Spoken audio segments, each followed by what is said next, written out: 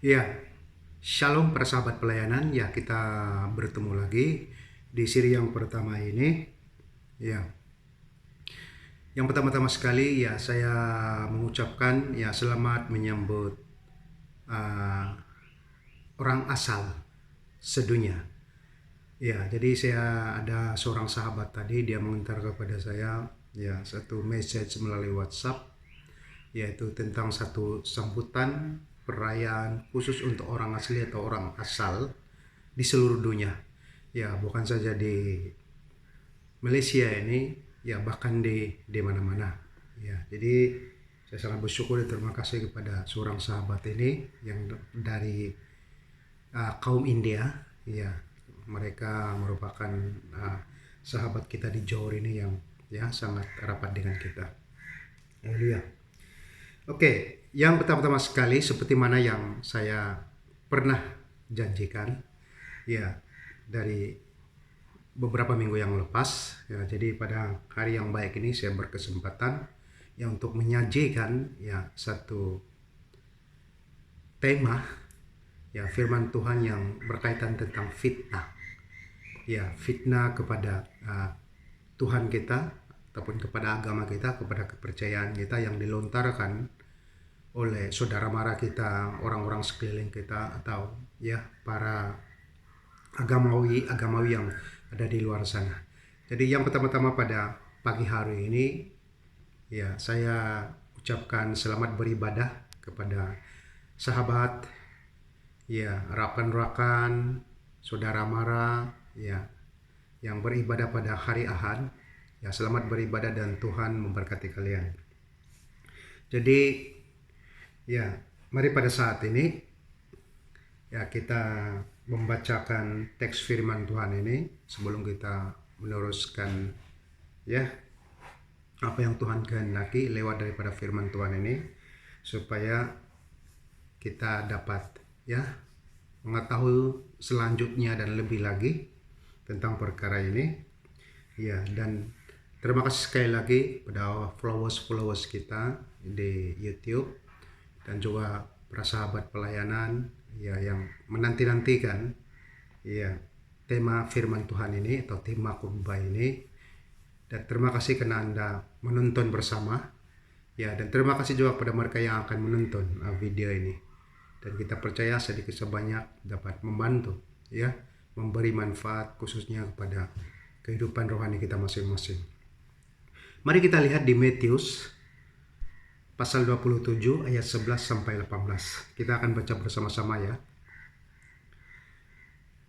Lalu Yesus dihadapkan kepada wali negeri, dan wali negeri bertanya kepadanya, "Engkaukah raja orang Yahudi?"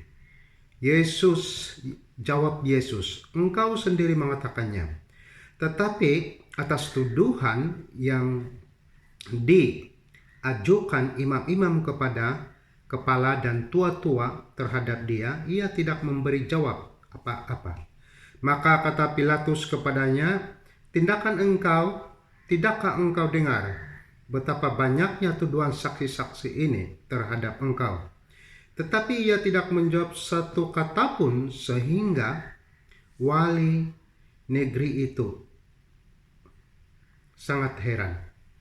Telah menjadi kebiasaan bagi wali negeri untuk membebaskan satu orang hukuman pada tiap-tiap hari raya itu di atas pilihan orang banyak.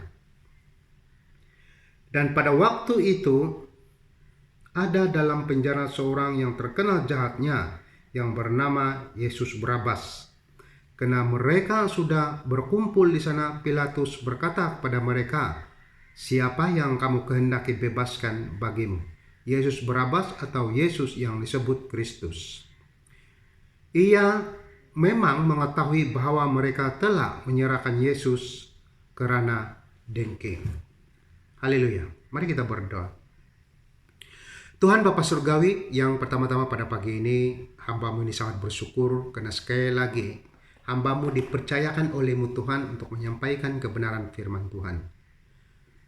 Dan hamba-Mu ini percaya Tuhan bahwa setiap kebenaran yang hamba-Mu ini sampaikan kepada Engkau adalah kehendak Engkau sendiri. Engkaulah yang berbicara dalam pemikiran hamba-Mu ini. Engkaulah yang menyatakan kebenaran demi kebenaran. Supaya setiap pendengar, para sahabat pelayanan yang berada di luar sana, pemerhati-pemerhati di laman sosial, mereka dapat manfaat kebaikan daripada perkongsian rohani ini. Biarlah perkongsian rohani ini menjadi renungan kepada setiap pendengar-pendengar Engkau Tuhan. Dan biarlah hamba-Mu ini terus Engkau jadikan saluran berkat bagi banyak orang. Terima kasih Tuhan, karena sekali lagi Engkau mempercayakan hamba-Mu ini Tuhan untuk menyampaikan satu tema firman Tuhan, yaitu tentang fitnah, yang berkaitan tentang kehidupan Yesus, sejarah Yesus, dan kebenaran yang ada dalam kehidupannya yang disangkal oleh banyak agamawi-agamawi di dalam dunia ini. Terima kasih Tuhan sekali lagi karena Engkau mempercayakan hamba ini Tuhan, hamba-Mu ini Tuhan untuk menyampaikan kebenaran-Mu. Biarlah kebenaran ini Tuhan dapat memberkati banyak orang di luar sana. Bukan saja para sahabat pelayanan, saudara seiman, tapi orang-orang yang berada di luar sana, yang tidak mengenal Engkau Tuhan, mereka akan mengenal Engkau lewat daripada pemberitaan kabar baik ini. Terima kasih Tuhan, terpuji termula Engkau. Di dalam nama Tuhan Yesus, berkati hamba ini, dan berkati para anak-anak yang ada di luar sana. Amin. Haleluya, para sahabat pelayanan yang saya kasih dalam Tuhan Yesus Kristus. Ya, pada pagi ini ya saya sangat bersyukur karena Anda semua masih setia bersama dengan saya yang menyaksikan video khotbah yang saya mau sampaikan ini kepada Anda semua. Jadi pada pagi hari ini 9 hari bulan 8 2020 pada jam 9 pagi ya. Jadi tema yang kita letakkan pada pagi ini, mungkin kita akan buat 2 atau 3 siri. Di siri yang pertama ini ya, temanya kalau Yesus bukan Tuhan, kenapa dia difitnah? Kalau Yesus bukan Tuhan, kenapa dia difitnah? Sebab selalunya kalau seseorang itu menganggap diri dia Tuhan dan dikritik, difitnah dan sebagainya, dia tidak boleh bertahan. Jangan katakan bertahun. Ya, dalam beberapa bulan pun dia tidak boleh bertahan lama. Dan sudah pastilah dia akan dilupakan dan sebagainya. Jadi banyak orang di dalam dunia ini yang menganggap diri dia Tuhan atau dianggap Tuhan. Ya, dan kita percaya bukan semuanya dapat bertahan kalau bukan datang daripada rencana Tuhan itu sendiri. Dan saya percaya setiap pengkritik tentang agama Kristen, tentang ketuhanan Yesus, saya percaya semua ini berada dalam rencana Tuhan. Karena apa? Semakin Yesus dikritik itu, semakin banyaknya kebenaran demi kebenaran yang akan terungkap. Kebenaran demi kebenaran yang dilihat oleh orang yang berada di luar sana. Apabila orang-orang tertentu yang mencari kesalahan, kelemahan Alkitab atau tentang ketuhanan Yesus itu sendiri, belum pernah yang tak pernah dijawab oleh orang Kristen. Semuanya ada jawabannya lewat daripada Alkitab ini. Dan kita percaya kenapa fitnah itu berlaku? Supaya nama Tuhan semakin dipermuliakan. Kenapa fitnah itu berlaku? Supaya kebenaran semakin diungkapkan, semakin digali. Dan orang-orang Kristen semakin dimatangkan. Apabila fitnah yang berbentuk anak panah itu, seperti mana yang dikatakan oleh firman Tuhan, pergunakanlah perisai iman. Ya, perisai iman kita apabila iblis memanah. Ya, panah itu sebenarnya berbentuk bermacam-macam maksud dia. Ya, bukan saja daripada sihir dan sebagainya, tapi daripada fitnah. Sebab di zaman ini fitnah merupakan satu senjata iblis yang digunakan oleh iblis untuk menjatuhkan kebenaran Alkitab ini. Karena tiada satu pun, saya percaya, tiada satu pun ya Tuhan di dalam dunia ini yang dianggap oleh manusia yang difitnah, dikritik sampai 2000 tahun lamanya. Satu-satunya Yesus tokoh, ya, tokoh yang menjadi Tuhan kepada orang Kristen, yang dianggap Tuhan, ya, dengan bukti-bukti yang sah dan ada kebenaran demi kebenaran sesuai dengan konteks Alkitab. Hanya satu-satunya tokoh Alkitab, tokoh ketuhanan, tokoh gereja, tokoh keselamatan, hanya satu-satunya Yesus yang menjadi perdebatan sehingga 2000 tahun, 2000 lebih tahun sekarang ini perdebatan semenjak Yesus dilahirkan dan semenjak dia dewasa. Ya, kritikan demi kritikan daripada guru-guru Taurat, daripada orang yang tidak mengenal dia dan sebagainya. Nah, ini membuktikan bahwa benarnya Yesus itu adalah sosok tubuh manusia yang ada keistimewaannya. Ya, sebab memang benar, ya, memang benar setiap orang ada anggapannya masing-masing tentang Yesus. Ya, dan kalau kita melihat murid-murid Yesus, setiap mereka pun ada anggapannya masing-masing tentang Yesus. Seperti pertanyaan Yesus kepada murid-muridnya, siapakah aku ini? Bukan semua mereka mengenal dia. Dan ini membuktikan bahwa Tuhan itu sangat sulit untuk dipahami.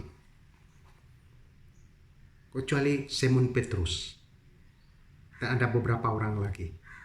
Apa kata Yesus? Bapakkulah yang menyatakan itu kepadamu. Dan sebab itu engkau tahu. Dan kita percaya sehingga ke hari ini setiap orang yang mengenal Yesus secara pribadi, ada hubungan secara pribadi dengan Yesus, saya percaya itu semua lewat pekerjaan Roh Kudus. Nah, pada pagi yang mulia ini, pagi yang berbahagia, pagi yang diberkati, pagi yang disertai oleh Roh Kudus pada pagi ini, saya percaya setiap kita yang mendengar video ini, kita akan mendapat manfaat, kebaikan, berkat, ya, solusi yang baru, jawaban demi jawaban yang baru.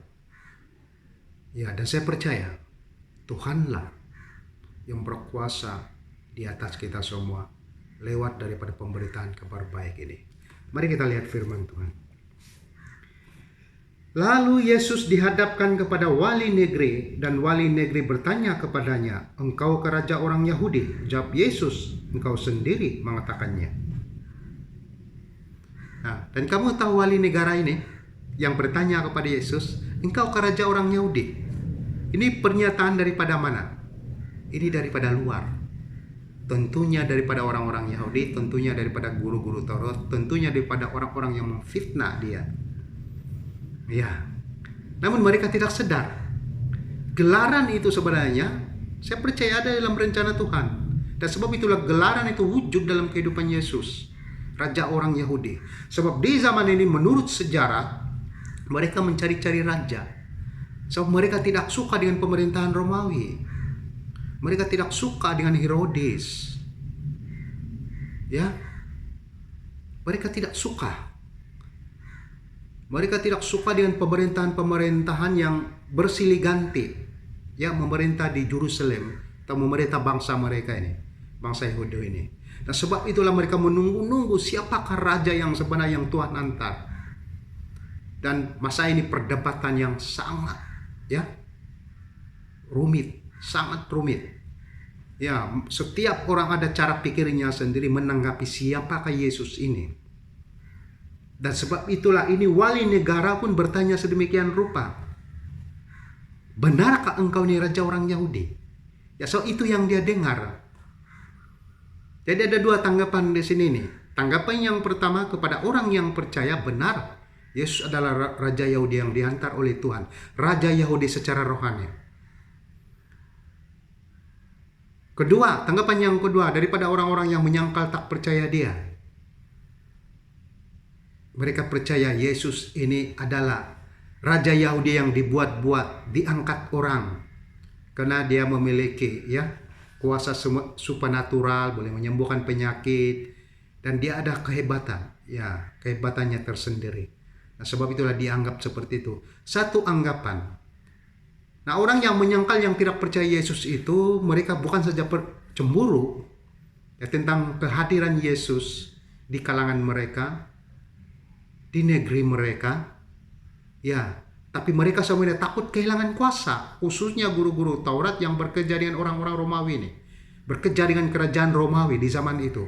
Mereka takut kehilangan kuasa, dan sebab itulah mereka menyampaikan bermacam-macam berita fitnah tentang Yesus, dan sehingga kan wali negeri ini yang berkuasa pada masa itu, dia terjebak atau terpancing tentang fitnah-fitnah yang ada di luar sana, khususnya yang disampaikan oleh guru-guru Taurat, orang-orang Farisi yang dekat dengan kerajaan, yang digunakan oleh kerajaan Romawi ya di saat itu. Nah, mereka semua ini boleh dikatakan adalah orang-orang kerajaan yang diiktiraf oleh kerajaan Romawi sebagai ya agama resmi atau agama negara. Itu sebab mereka memiliki kuasa ya untuk memberi nasihat mungkin kepada raja, mungkin kepada gubernur dan sebagainya. Nah, apa yang berlaku di sini? Jawab Yesus, engkau sudah mengatakannya, dia cakap. Jadi itu berarti kalau disifatkan secara rohani, memang benar. Yesus adalah raja orang Yahudi secara rohani. Sebab Yesus mengatakan, oh apa yang engkau katakan itu tidak benar, tidak kaitan dengan saya, itu berarti Yesus menyangkal tentang dirinya bahwa dirinya adalah raja orang Yahudi secara rohani. Tapi Yesus tidak menyangkalnya. Yesus mengakuinya sebenarnya, engkau sudah mengatakannya. Atau dalam arti kata lainnya, benar apa yang kamu katakan, saya lah raja orang Yahudi. Nah, ini juga harus dipikirkan oleh para pemikir, para pengkritik ya di zaman ini. Yesus tidak menyangkal tentang perkara ini. Benar apa yang kamu katakan. Dari sisi rohani dia memang raja orang Yahudi. Ya.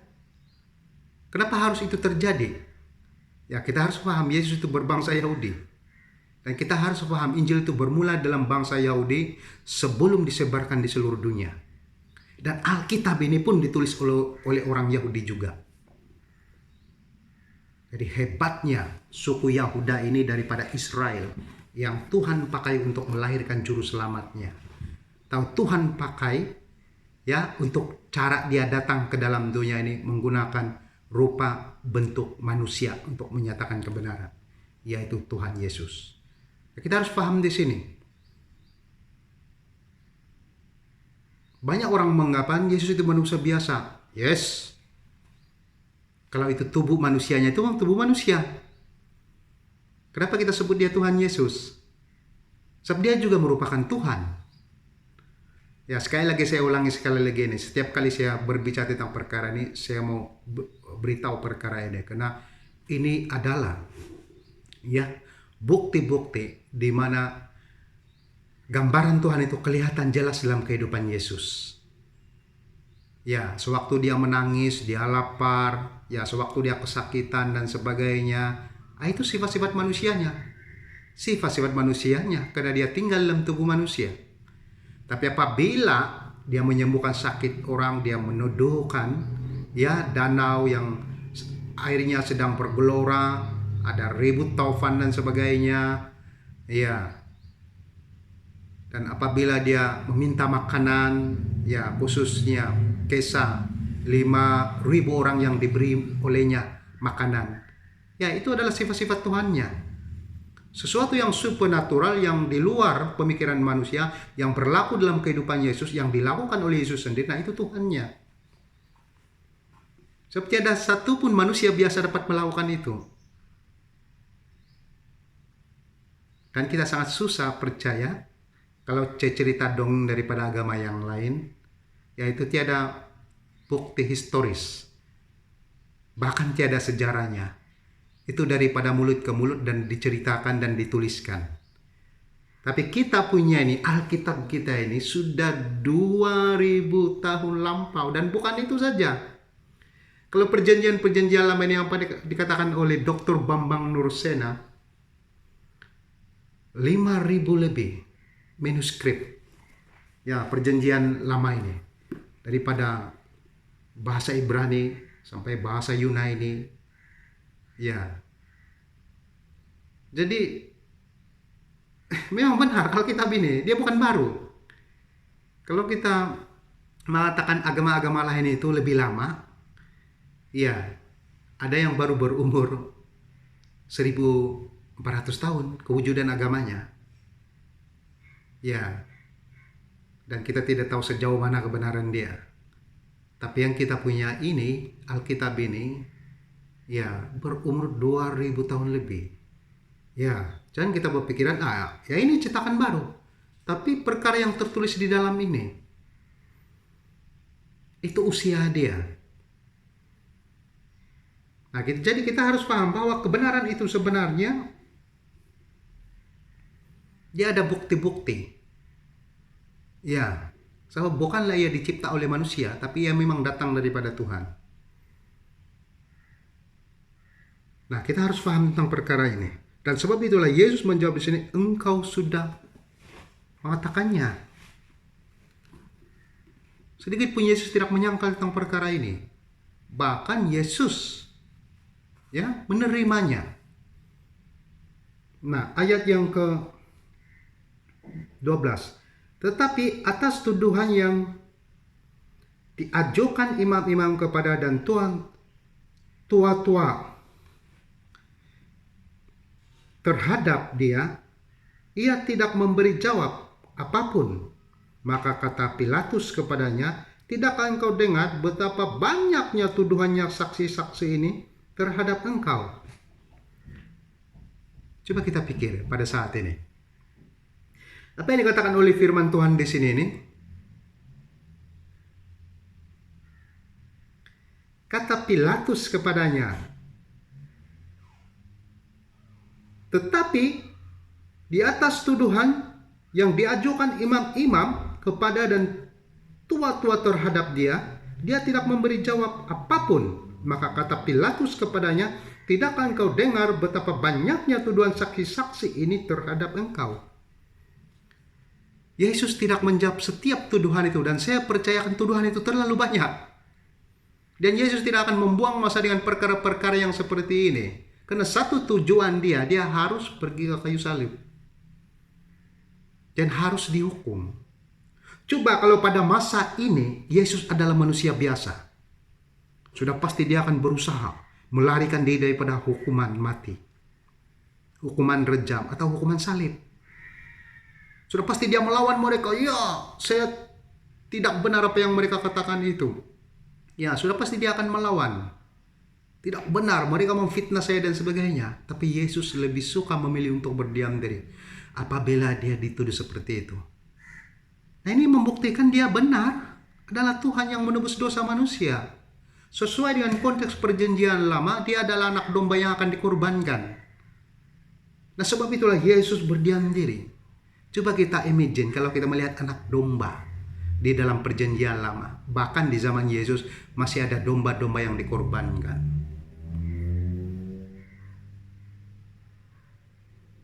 Coba kita lihat. Setiap anak domba yang dikorbankan, apa yang berlaku kepada mereka? Khususnya anak domba binatang itu. Mereka meronta-ronta, mereka melarikan diri, mereka berusaha untuk menyelamatkan dirinya supaya tidak terkorban. Ya, mungkin di zaman Taurat itu itu merupakan satu perkara yang sangat penting dalam ibadah orang Israel. Dan sebab itulah darah binatang itu sangat penting. Tapi apabila Tuhan menggantikan dirinya, ya, menjadi manusia dan mewakili manusia untuk menggantikan darah-darah binatang itu, apakah dia meronta-ronta? Apakah dia melawan atau melepaskan diri? Tidak. Karena rancangan utama Tuhan adalah menyelamatkan hidup manusia ini. Dan sebab itulah kita harus paham perkara ini. Apabila Pilatus bertanyakan, adakah engkau tidak membela dirimu? Itu berapa banyak tuduhan yang dilontarkan kepada engkau. Kenapa engkau berdiam diri? Yesus berdiam diri tentang perkara ini. Itu berarti bahwa Yesus mengakui, menerima untuk dihukum. Ini membuktikan dia Tuhan. Hanya Tuhan saja yang tidak takut mati. Kenapa? Dia tidak boleh mati. Nah, sekali lagi saya di sini perbetulkan perkara ini. Anggapan tentang orang-orang di luar sana, para pengkritik agamawi, yang matinya itu manusianya. Yesus yang mati itu secara manusia. tapi bukan Tuhannya. Itu sebab kita memanggil dia Tuhan Yesus. Tuhan itu tidak pernah mati. Karena dia adalah roh yang ada dalam tubuh Yesus itu. Yang matinya adalah Yesusnya. Namun kita percaya apa yang dikatakan oleh firman Tuhan. Selepas 3 hari dia bangkit kembali. Itu membuktikan ada kebangkitan, ada kehidupan di dalam Yesus itu sendiri. Dialah jalan kehidupan untuk menuju kepada surga. Akulah jalan kebenaran, kata Yesus. Akulah jalan kebenaran dan hidup. Tiada seorang pun dapat sampai kepada Bapa kalau tidak melalui aku. Dan sebab itulah Yesus tidak bersoal jawab, tidak berdebat, tidak mempertahankan dirinya.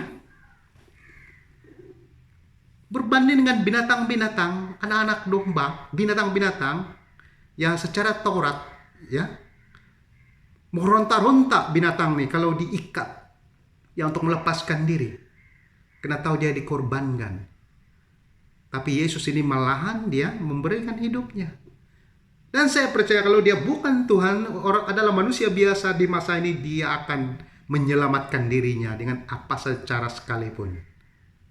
Ya.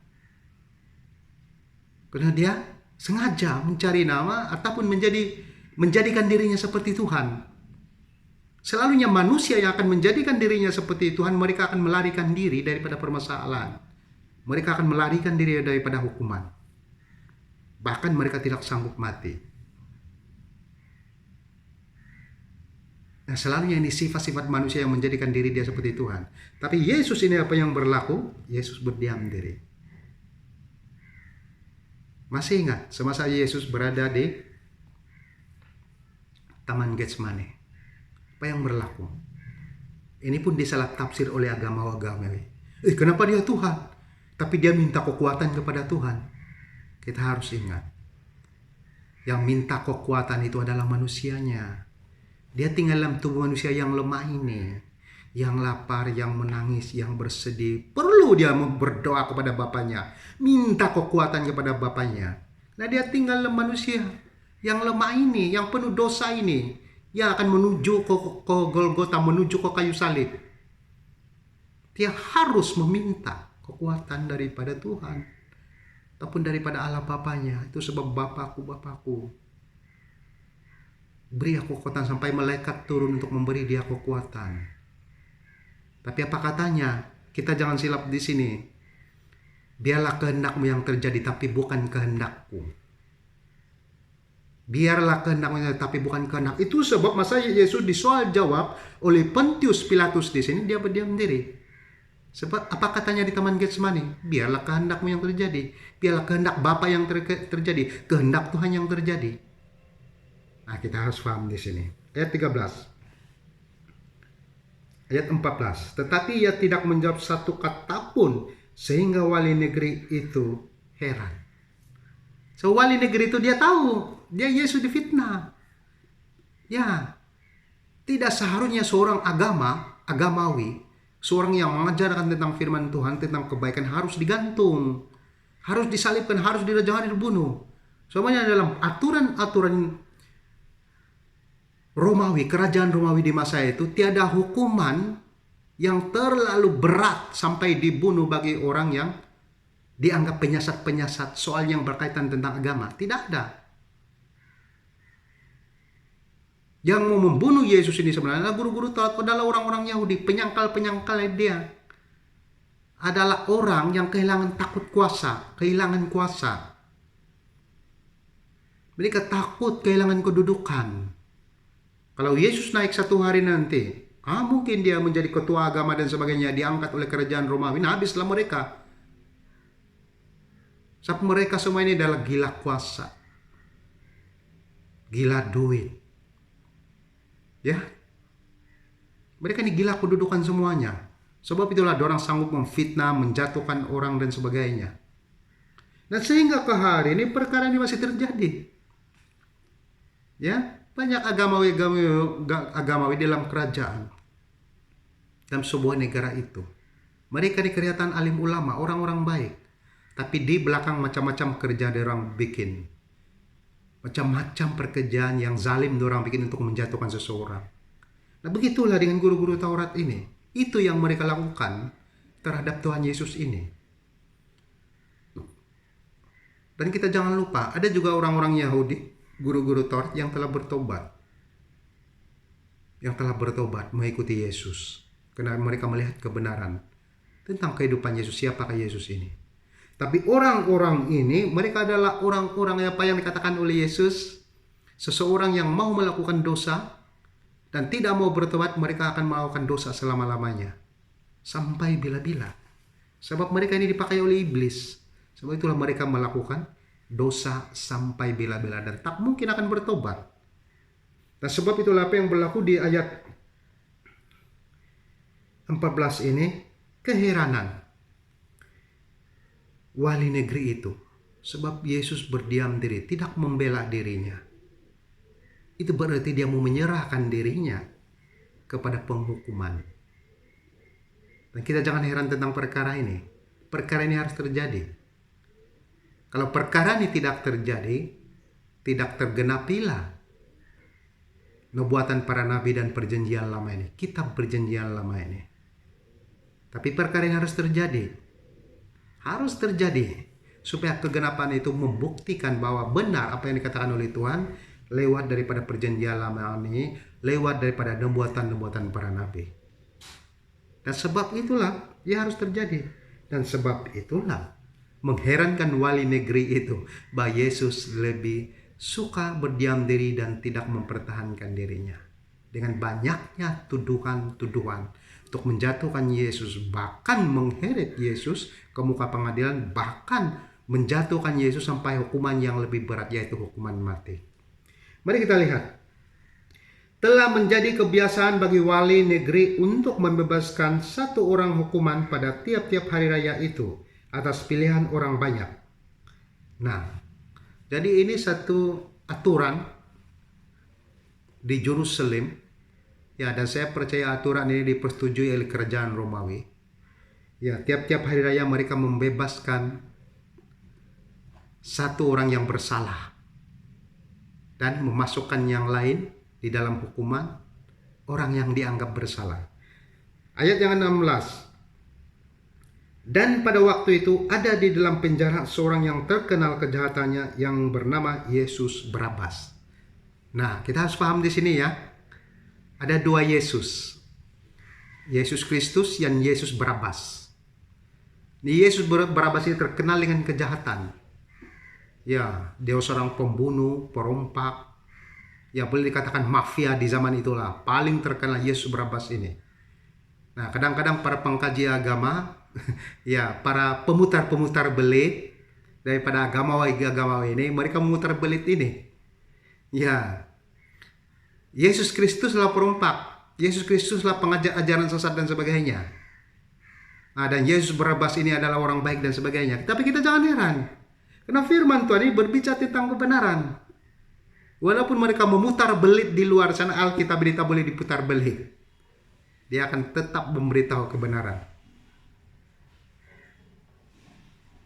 Dan sebab itulah, apa yang berlaku ayat yang 17 ini, karena mereka sudah berkumpul di sana, Pilatus berkata kepada mereka, siapa yang kamu kehendaki kubebaskan bagimu?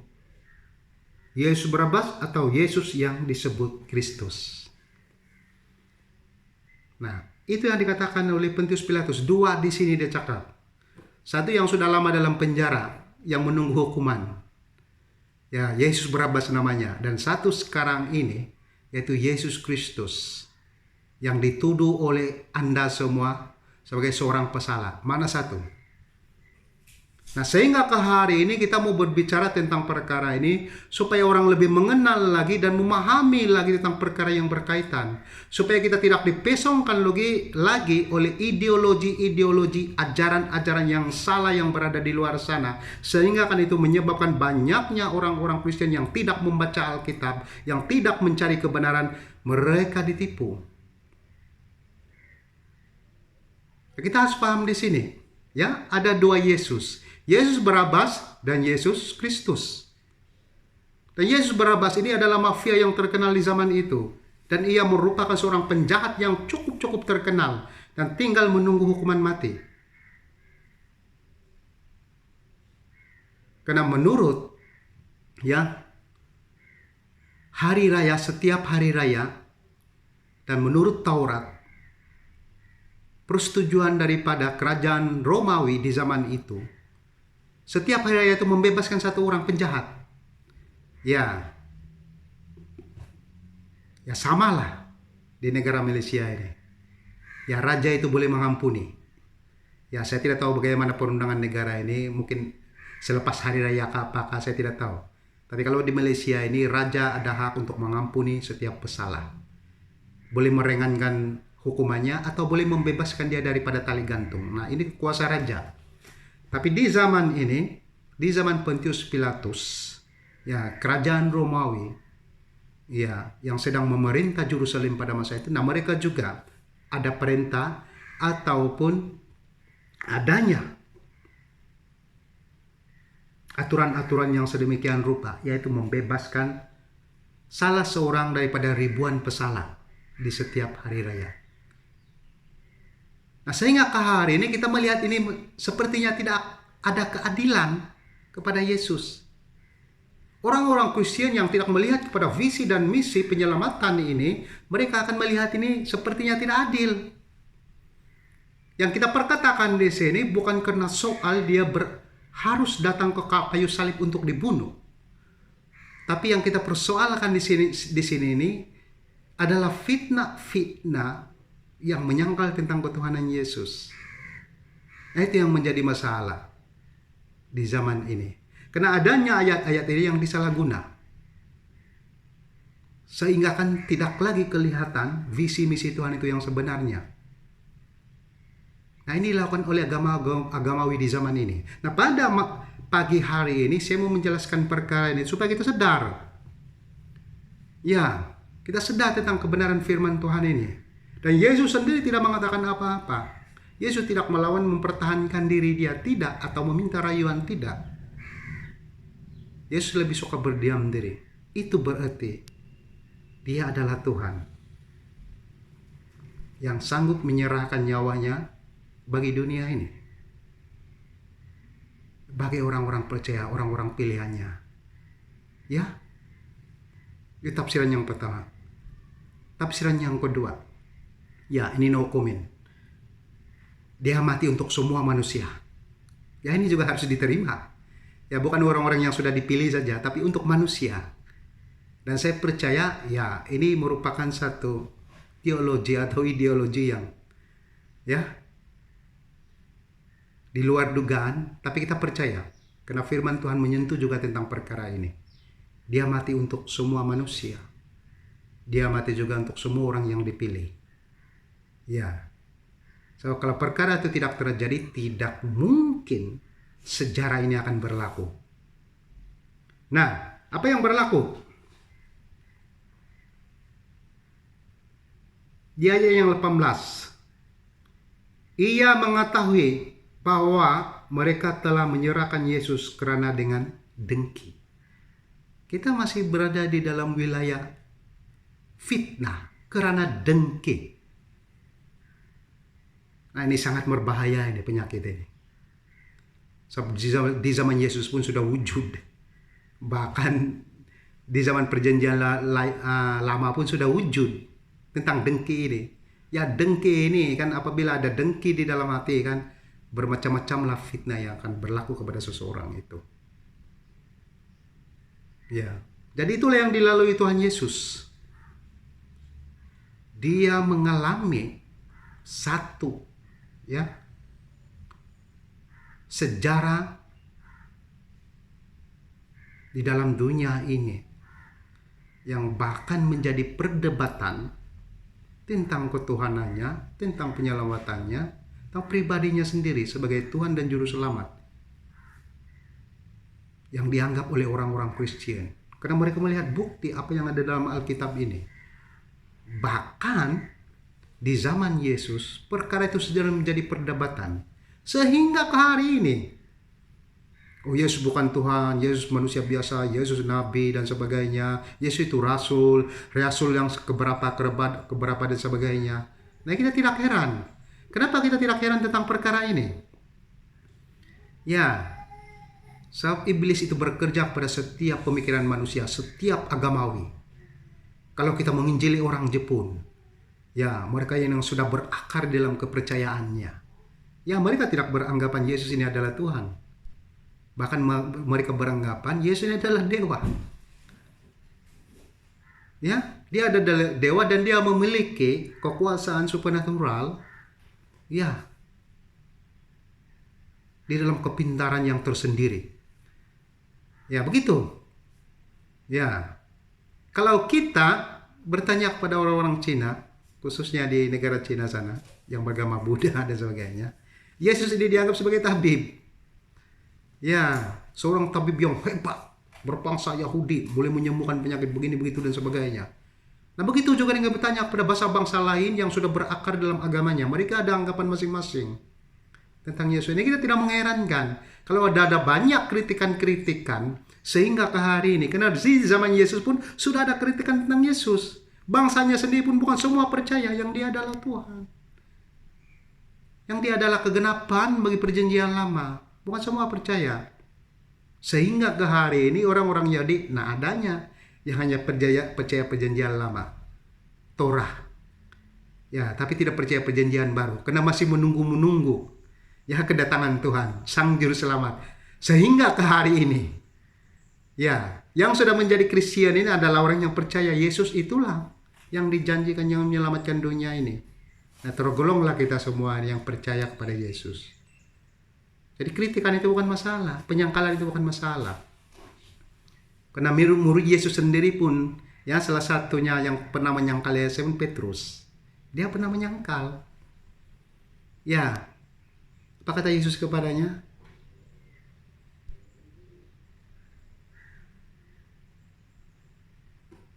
Sebelum ayam berkokok, engkau sudah menyangkal aku 3 kali. Nah, itu membuktikan penyangkalan itu biasa. Iblis memang mempengaruhi pemikiran-pemikiran manusia supaya kita tersesat dan tidak menemukan kebenaran. Dan kita tidak heran kalau ada kritikan. Itu akan mematangkan kita mencari jawaban tentang semua kritikan itu. Nah, inilah kehidupan Kristen yang sebenar. Jadi ini siri yang pertama. Saudara yang saya kasih dalam Tuhan, kita akan bertemu lagi di siri yang kedua di masa yang akan datang. Ya, terima kasih karena menyertai video ini. Dan terima kasih belajar bersama dengan saya, ya, supaya wawasan pengetahuan teologi tentang kekristianan ya semakin berkembang baik untuk mematangkan kehidupan kekristianan kita pada hari ini. Terima kasih dan Tuhan memberkati.